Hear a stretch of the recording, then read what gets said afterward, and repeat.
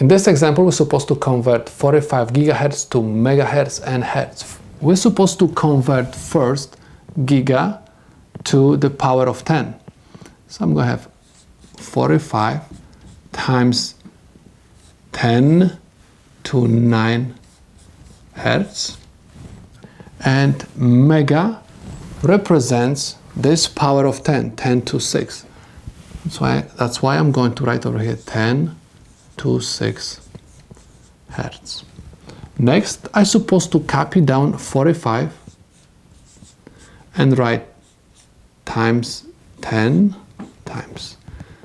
Ask yourself question, what number added to 6 is going to give me 9? The answer is 3. 3 plus 6 gives me 9. So I'm supposed to write my answer in this way. 45 times 10 to the third, and this is my prefix. 10 to the 6 is megahertz. This is the solution for the first part of my problem. Let's take a look at the second part. I'm supposed to convert 45 gigahertz to hertz. So I have 45 giga is 10 to 9 hertz.